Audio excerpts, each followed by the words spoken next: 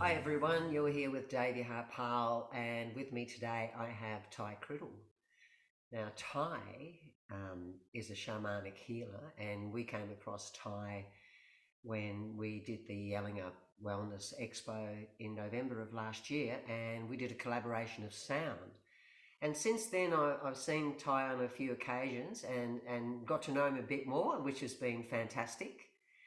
And I thought it was worthwhile to sit here and have a discussion with Ty and get you to know Ty like I know Ty.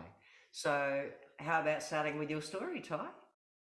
Yeah, So, it's a bit where like does Ty come it's a from? bit like you were Who sharing is earlier. Ty? Oh, it's always a never-ending curious journey. That one, isn't it? Yeah. It's like, and when you say shamanic healer, that's what people tend to call me because I can never really kind of figure it out myself. Like when I do, um, yeah. So it's kind of it's like one of them journeys.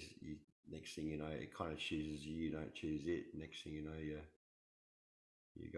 doing healing work.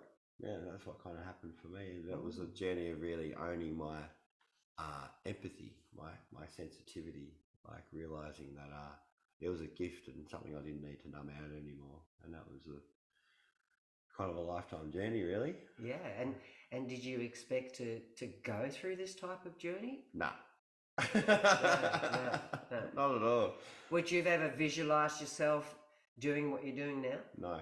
No, no. Yeah, That's the most amazing thing about it, isn't it? that's correct. Yeah. How did people react when you did that 360 turn?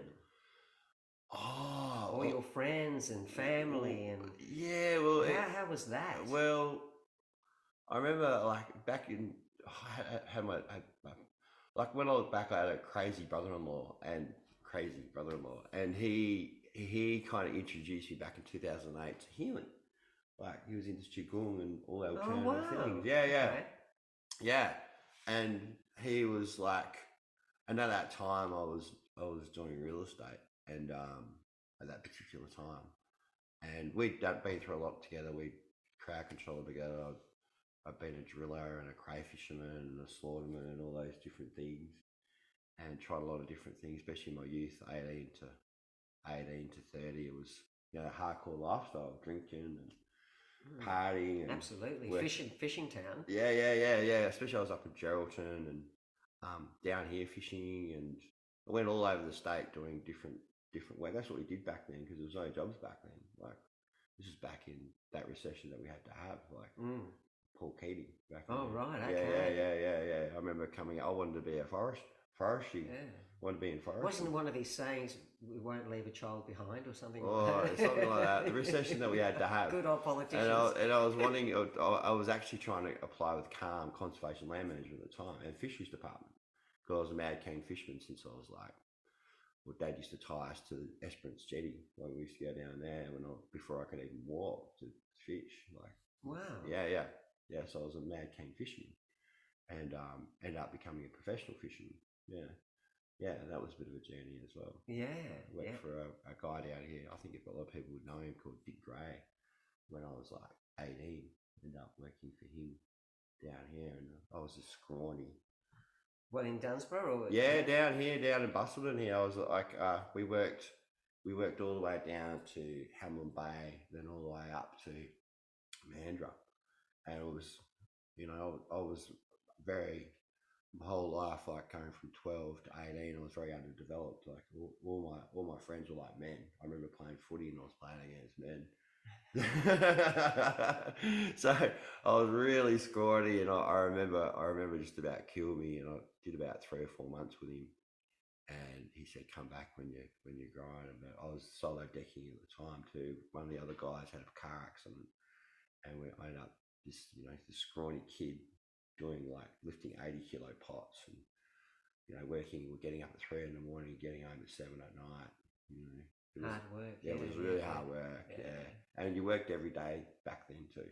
yeah. Like you had Christmas Day off, and that's all you had. Wow. Yeah, it was Okay. different. The seasons went for 8 months, but you'd work every day. There's no weekends off. If you're lucky, you get Christmas Day off. So, what catapulted you? What sort of experience did you have that made you sort of see life as a different version of what you thought it was? Um, I met a guy, like, as you say, there's always a series of stories and a series of Yeah, journeys, it but is a journey. It's yeah, a it's always, you look back at it all, how perfect it was, like all the times you always felt very different and you try to had to, like, for drinking and all those kind of things, working hard were all ways to fit in for me because, you want to be this man and but underneath you're quite sensitive, but you actually harden the fuck up, so to speak.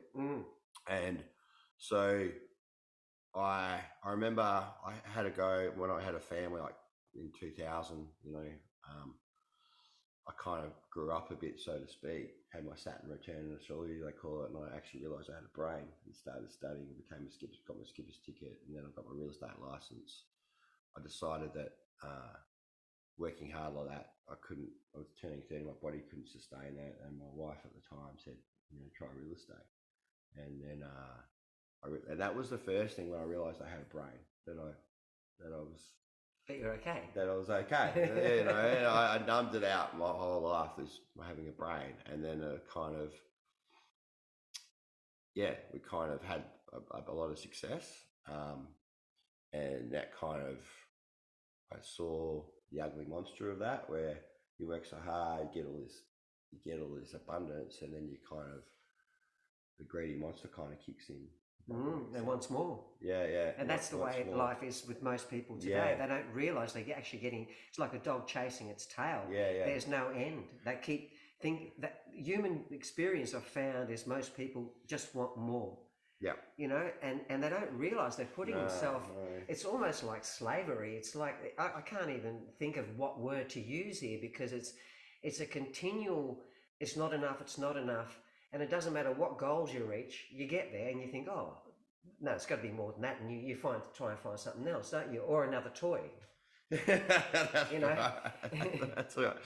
But, and the pressures, like the way everything's kind of rigged against us, so to speak, the pressures of, having to put food on the table and absolutely. We had four kids, three kids under 4 at one stage. Wow. And you're this constant, like, you got to work. And then you kind of forget to start putting yourself first. All those things that got you there, you kind of forget. Because I also did Muay Thai, kickboxing, boxing, and all that kind of stuff.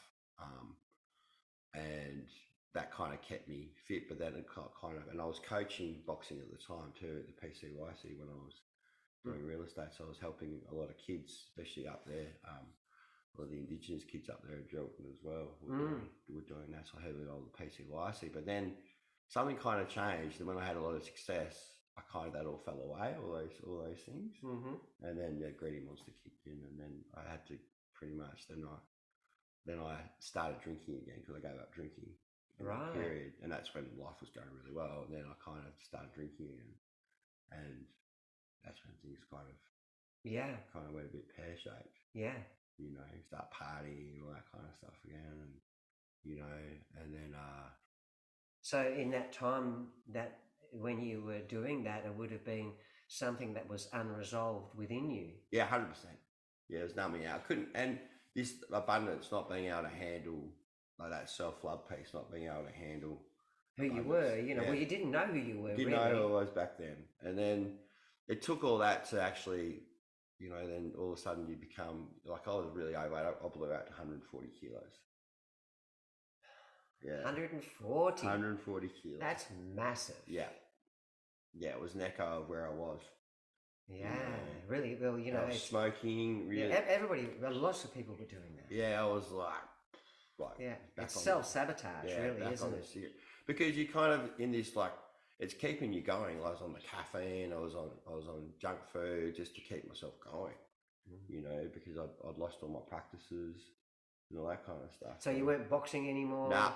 You just dropped everything and just went down the path of I'll destroy myself. Yeah, without realising, thinking I was trying to. Yeah, you weren't thinking that. Yeah. But you were obviously restraining something deep-rooted that you had not really faced. No, that's right. Because that's the thing, isn't it? We need to face our deepest fear. Yeah. So, and a lot of us don't even know what that is. It's more unconscious of it. Okay, but you must have somehow gone through something to do what you're doing now. Yeah, so because there's a massive change there. Yeah, there was like I met You get to the place where like I think you got to get to a place where you've self-destructed that much that that's enough. Right. If that makes sense. Some people, for some. Yeah, for some. For some, for me, I find with recovering addicts a lot of the time it's you got to have the big one before you actually make some changes. Yeah. And I kind of got to that stage where I was just like, yeah, this is. I remember my wife at the time was going, yeah, you need to start losing weight, you need to start doing some stuff with it. Then I kind of came across this teacher. He was an acupuncturist and he was into Qigong and Tao. Yeah. And I felt this energy that I never felt. And my brother-in-law at the time, he'd come and started doing energy healing on me and stuff.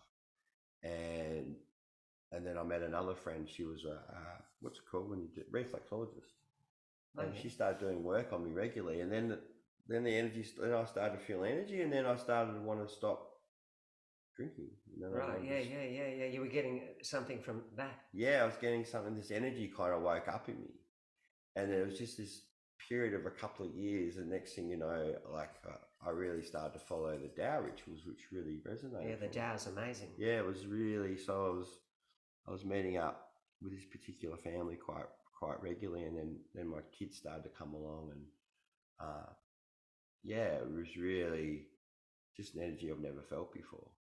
And I remember once when we did this ritual, like I had this full when I first started to do the ritual, this movement which helps move the energy through you. Like all of a sudden, just this full sweat. I had this like full awakening. If that makes sense. Like my whole body just released, and then this pressure that I never felt before, just in my third eye, it started here, and then it was like electric shots just going boom, straight through my body, and then all of a sudden I just stopped drinking. That's fantastic, isn't it? I mean, I bet everyone could deal with something like that that are having those problems. So you deal with a lot of people that have actually addiction problems, issues. Seem to. Oh, yeah. It's like one of my like on this journey, it's been what 15, 16 years now. Yeah. And so it's been 14 years since I've had a drink. And as one teacher said to me, the healing that you do on yourself, you will attract. That's true. They reckon, well, I've been told that the people you draw into your life are usually the people that know you've dealt with the issues that they're having. 100%. And I've seen that now, because I've seen people and they've start to tell their story, and I'm thinking, I know their story. Yeah. Actually, I understand it because I've been through this. Yeah. And that's I think that's really important, because you can see people out there, and you see so many people out there. There's so many people that have got some sort of remedy or some sort of help for you, right? But they have not. They're coming from a textbook. A lot of people coming from textbooks, and I really truly believe, from what I've experienced myself, is that the only way you can really help someone is if you can understand or have dealt or have gone through with their issue. Because then you've got a conversation happening as a one-on-one with that experience. Yeah. And they know, because they feel good, because they think, oh my God, I'm not the only one. That this person's gone through it, and they've seen the light at the end of the tunnel, so there's got to be there for me. Yeah. Yeah, they feel safe. Yeah. They feel compassion. Not someone like lecturing them or, do as I say, not as I do. The old way of, feeling like you've done something wrong. But it's kind of like this like yourself, being able to go, look, I've been through it, I've got you, I understand. Yeah. I mean, your case is obviously got your own unique work to do, your own unique story, but by the same token, I understand. Yeah. And I know it's painful. Yeah. Absolutely. But this is. But we can do this, and it still will depend on the person themselves. This is the work they put into it.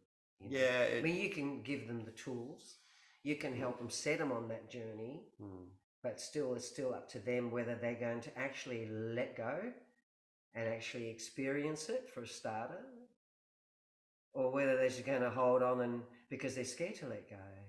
There's still that we're so this humanity, today's world, so fear driven anyway, that and we're also afraid to let anyone see who we truly are.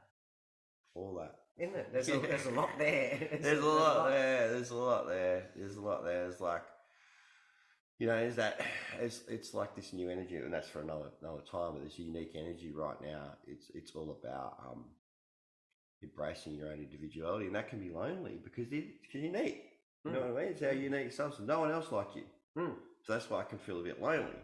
But this is the peace. Like when you embrace your own unique piece, your own unique piece in that jigsaw puzzle, that big jigsaw puzzle of life. If you fulfill that one piece, and it might feel it's like different to the other pieces, and you're like, what's going on? But where do I fit in? Yeah, where do I fit in? If you find that piece, then and then you'll find your tribe. Yeah. Then you'll resonate with people that need to resonate, so you can help fulfill them in their unique piece. Yes. It's not a cookie cutter like we've all been taught.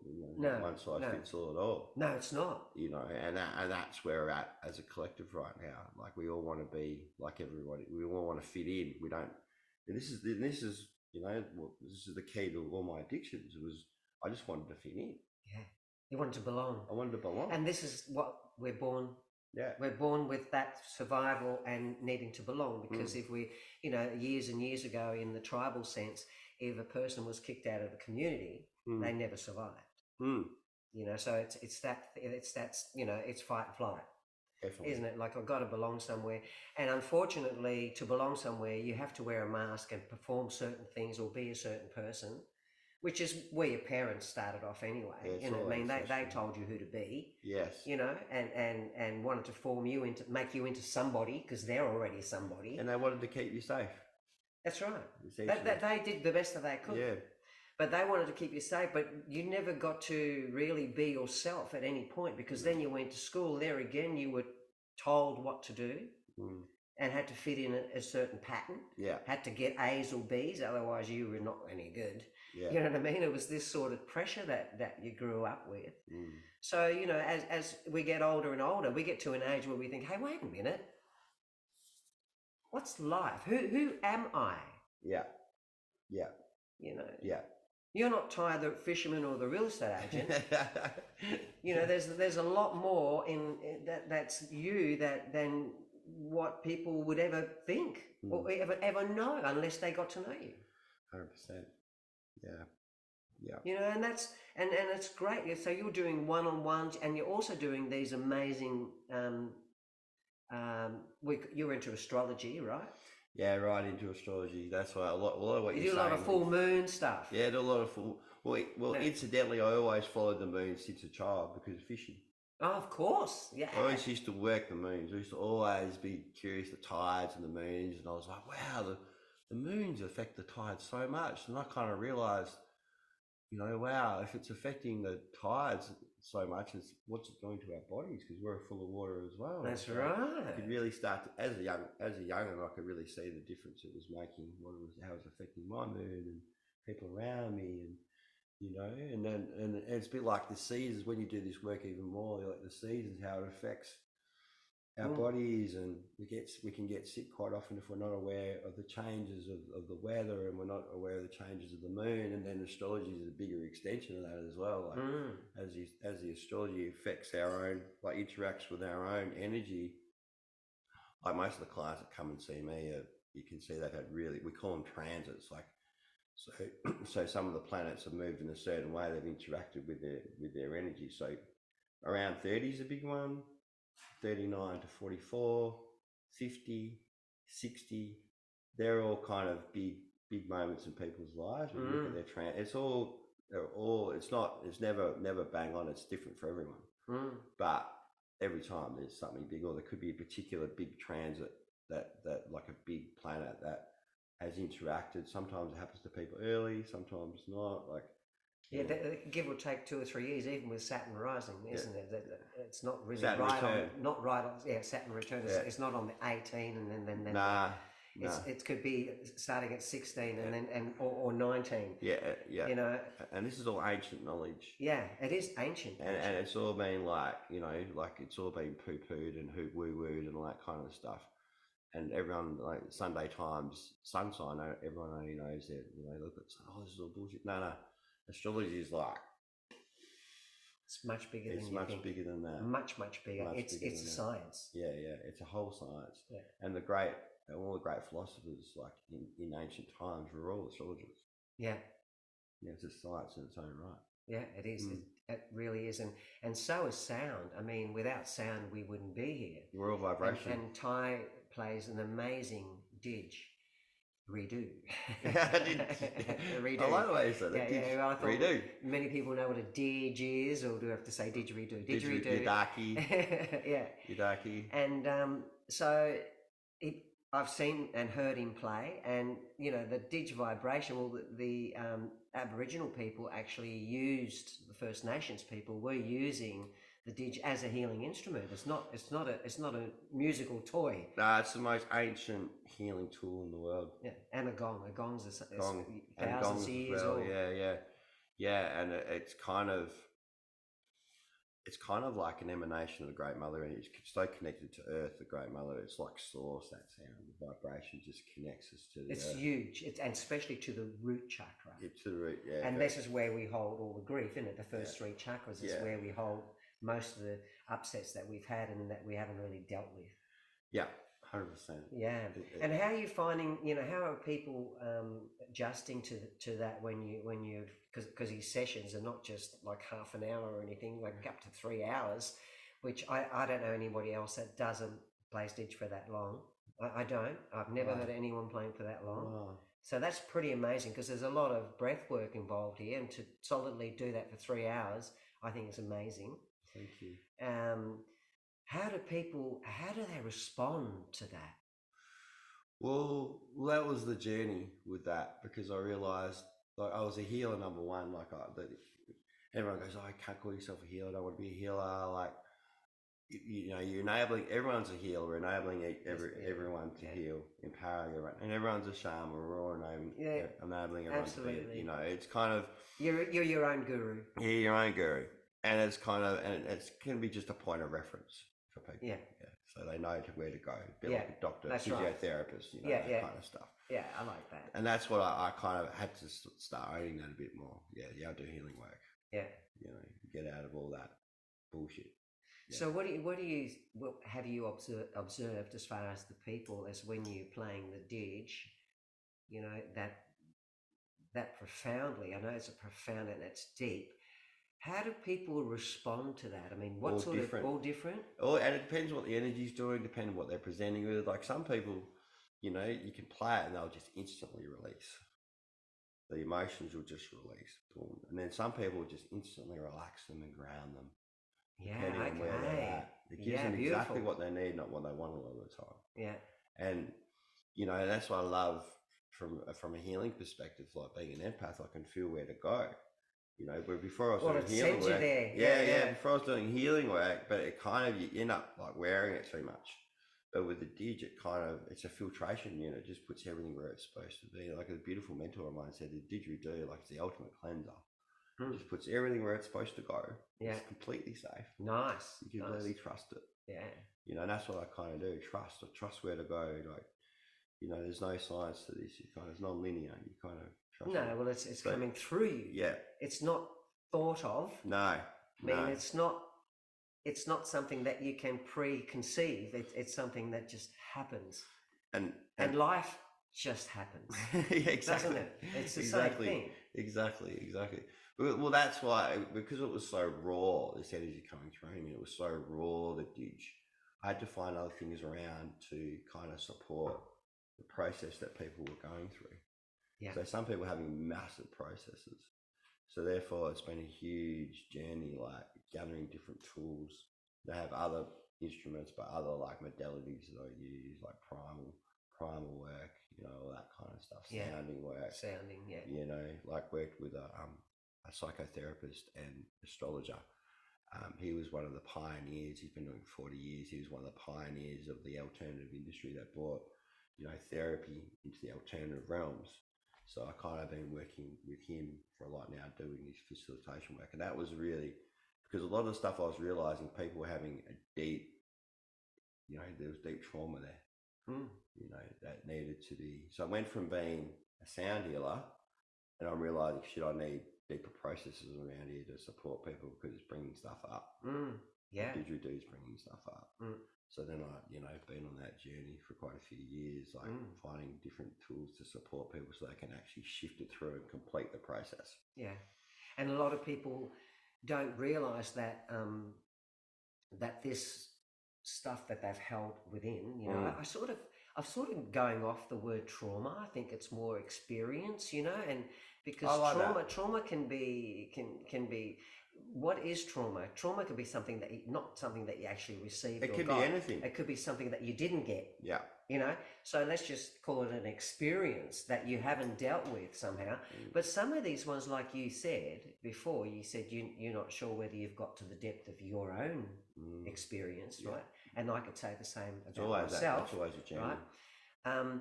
Is some of them are actually ancestral. Yeah, deeply ancestral. And if you think about all the wars we've gone through, our parents have gone through, that's all traumatic. Where they're all experiences that have stuck in them. Yeah.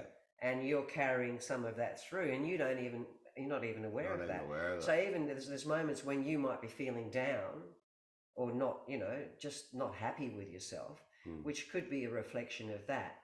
And, you know, and not having an image or even a vision of why you're feeling that way. Yeah. And the ditch could actually release that without, and you won't even know where that came from. What happened? And I think that's the most important thing though, is like you don't need to know sometimes. People they get in their heads and they go, what was that? I want to know. It's like, what happened to me? Yeah, it's just it released. And and a lot of time people feel lighter. Yeah. Yeah, so much lighter. Or what happens is the toxins. It'll release toxins in the body. Which we have, Yeah, it'll release a little toxins, so they'll feel. It's a bit like anything when you give up caffeine or anything like that. You feel really buggered. Headaches, that kind of stuff. Same with the dig. When you release toxins out of the body will go into like this. Feels like there's something missing. You've actually removed something. It feels like something's missing. They're missing the toxin, so they'll feel completely buggered for a while sometimes. If that makes sense. It does. I've seen people where they've released and not been and been buggered for about 2 days. Yeah. Some of them release massively, and that's why you're always preparing people. It's all in the preparing that this is not a love and light healing. This is like we're here to shift stuff, and this is what can happen. Yeah, we're here to change the world and hope people will start to understand who they really are and turn it around, because we're going the wrong way. Exactly. Absolutely going the wrong direction, aren't we? I mean, the majority of people, and I'm just not going to follow them over the cliff. I'm going to stand back and I refuse to go over the cliff. So I'm going to stand strong in what I believe, and that's it, whether you like it or not. You know, it's all choice. And you're the same.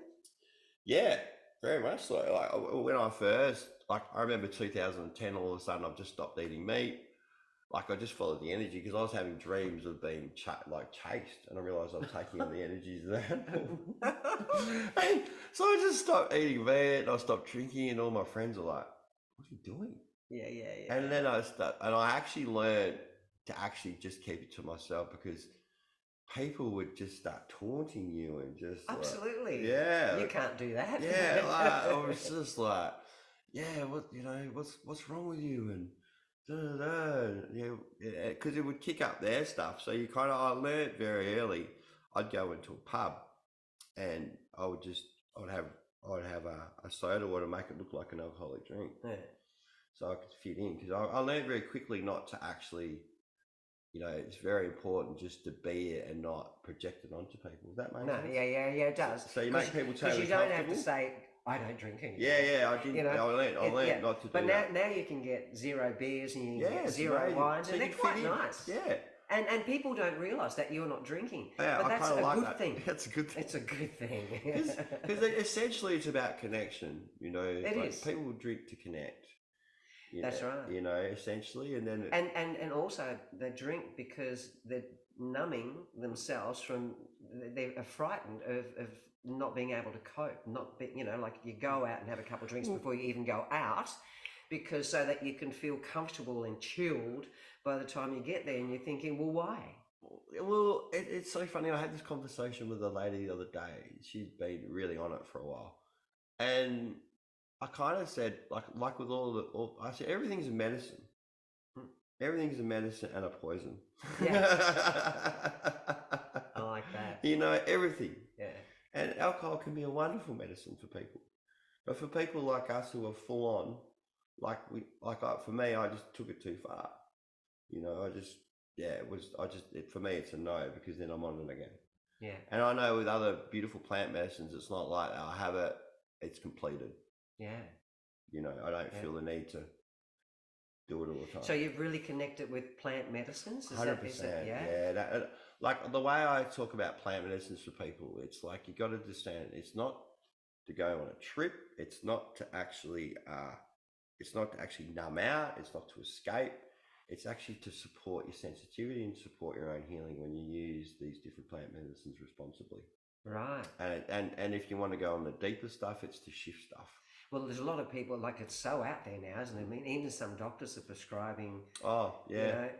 You know, psilocybin. You know. Psilocybin. Yeah. I mean, it's out. It's wow. I'm thinking, what's happening? I mean. Well, I think the thing for me, I realised, because I was totally against all that, the way I've been conditioned, and then I kind of realised, and I've been healing for a number of years, and then I kind of realised, oh wow, when I first tried, I was like, oh wow, because I was judging everyone. Oh wow, this is actually, I already experienced this stuff, but it's actually deepening my gifts. Like, it's bringing more healing energy, and I'm glad I've done all these practices to support that, to be able to be ready for it. To be ready for it. Whereas that's the point. A lot of people aren't ready for it, and they have bad experiences. Right. So it's the intention. It's the intention that you set. If you're setting to have an intention to think, oh, this is going to be like LSD or something, we're going to go and see cartoons or whatever. Yeah, it's not like that. It's not like that. It's not like and so whatever comes out, it'd be scary. Yeah, 100%. And that's where, and this is the thing, when you have any, like cacao is a beautiful entry plant medicine. It opens up all the blood vessels, the heart, the whole bit. But it interacts really well with sound. Yeah. Because when you think about it, you're bringing more healing or energy, vibration into the body, which is light, which is sound. So therefore, it's very important for sound to help integrate it, to help bring it in safely into the body. So, like I always, the most powerful healing you can do is the power of your own vibration, your own sound. Which is, for some people go, what? If we're so shut down our own sound, the biggest fear people have is to speak in front of people. I mean, the throat chakra is one of the hardest ones. Yeah. I experienced, my throat chakra was really tight years ago. I mean, and sometimes I still feel that there's like a tension there, and I'm thinking, why is that there? You know, I'm thinking, surely I've dealt with everything possible by now, you know, but there's still, like you said, you know, there's still something underlying that you may not have pushed through yet, but you know it's coming. You know it's coming. You know it's coming. I kind of like through the journey, like I always realize, and I had I've got a lot of wonderful teachers that I lean in on, and vice versa. And you kind of realize that the more you kind of do this work, you've got a more capacity to actually handle pain. That's right. So therefore stuff, I've dealt with that. Like, you hear people say, I've dealt with that. But stuff's coming up. No, I don't want to deal with that. It's kind of protection. But you kind of realize that you can go, it's that spiral. Like, you're always going to come across, but on a higher level. You can look at the other way on a deeper level as well. So therefore you can go to places that you can never go to before. So sometimes it can be more and more painful. The way and this is the key part of life that hasn't been taught. And shamanic process is all about initiation. You know, initiation is really important. So the growing pain. So it's really important to have those pain thresholds, if that makes sense. Oh yeah, because to be able to, it's through our pain that we gain the wisdom. 100%. And we've been so taught to run away or to ignore it, or you know, or think someone's going to save us, which is how we've all been conditioned. You know, toxically. Yeah. You know. The system will save us. Or we blame somebody else. We blame someone else. We project it back out. Yeah. Absolutely. And we're so bred on I wouldn't judgment. be going through this if it wasn't for him or Yeah, her. yeah, You know, we're so bred on judgment. The whole society's bred on judgment and absolutely. criticism. People make good livings out of criticism. I know. I know that. They do. And you know, and even you even find that, and I find this really interesting, is you could go out somewhere and you bump into someone. I'd like you to experience this yourself, everybody that's listening to this particular interview. When you go out next time and you bump into someone you know, or you're talking to somebody that is an acquaintance or whatever, see if you can hold that conversation and not talk about anybody else. That's a great Because it is a challenge, because you don't realise how much we gossip, how much we've got. Why haven't we got enough to say about ourselves and our own lives? And we all do it. And it's powerful. It's powerful. Very powerful. Yeah, it's so true. Yeah. You know, I mean, why do we need to talk about other people? I mean, because you started me on this because there's a judgment bit. Wait a minute. Because it's comfort. Because if we're talking about someone else, we don't have to talk about ourselves. We don't have to look what's going on in here. Yeah. It makes it. That's a good one. It's much better. Yeah. It's much easier. It is, isn't it? And we don't have to face ourselves, because I tell you what I found personally myself is the biggest challenge I've had in my life was facing myself. Oh man, yeah. That's the most powerful thing, is to really look at yourself and because you've talked yourself into being something, into being somebody, into all the stuff that you've grown up with, that preconditioned with. You know, so we're not coming from a real self. We're coming from a prefabricated self. Yeah, it's fabricated. We're fabricated. We're totally fabricated. It's like making up your own. Someone's made a program for us. We're running on it. You know, and we feel the rest like a computer. We're born with data, and we get input of data from parents as we grow up, and then we then find software. We go to different paths, get some software, download that in, and then we're no different to a computer. We're running this program 24 hours a day. 100%. But we get to a stage where we think, well, there's got to be something else. Well, what's going on? And it's what's missing is that you're not who you are, who you truly are, and that's the hardest thing to find. And it's not until you really face yourself that you think, wow, okay, I got to fix me first before I can go anywhere else, you know, because it's a big journey, and you've done that. You've faced yourself. You've looked at all your demons, like your greedy monster and all that sort of stuff. You know, you've dealt with all that, and it's an important journey, and you can't really go out there and help others unless you've dealt with your own personal stuff. And yeah, exactly. Couldn't have worded it better. But you also, what's really humbling is, you know, that your healing's my healing. Absolutely. You know, when someone comes to you, you're like, oh wow, this is really kicking up some stuff for me as well. This is really good. Like, you know, especially as full empaths, you start to understand, like, the more vulnerable you are, the more you own your own wounds. Yeah. You know, safer people feel, number one. But the more that you can actually really have that one that's really tuned into someone, because and allow it to shift. And it's a continual, beautiful movement of energy. It's a wave. Yeah. The whole thing's a wave. Yeah. And the thing is, when people turn around and say, "Oh, thanks, Ty, that really helped," and the first thing you turn around and say is, "Thank you, because you've actually done the same for me." Yeah. It's a tit for tat, isn't it? Always. And that's important. Always. So if people want to connect with you on a one-on-one basis or find out more about you, what do they do? www.om as in om. As O-M? O-M as in om. Healing? Dig. Oh, Dig. Dig. D-I-D-G-E. Yeah. Healing. So dighealing.com. Great. And there's all that information there, and you keep everyone up to date with you. He's also on Instagram. Instagram, Facebook, I have a WhatsApp group that just on beach healing events if you want to keep updated as well. Yeah, Some yeah, people aren't on social media, so yeah. so we do that as well. But yeah, Well, that's great, and I think you ought to give Ty a go, especially with his full moon ceremonies. That's really big, and just to experience it. And if you experience something there, well, then perhaps you might seek a one-on-one with Ty. I highly recommend him, and we've got to know each other quite well. And what he's sharing is definitely a beautiful energetic field, and I think you need to be part of that to move on and to grow. thank you. Yeah, thanks heaps, Ty. Yeah, thank you. Yeah, we'll catch up again later on. It's Cheers. been a pleasure.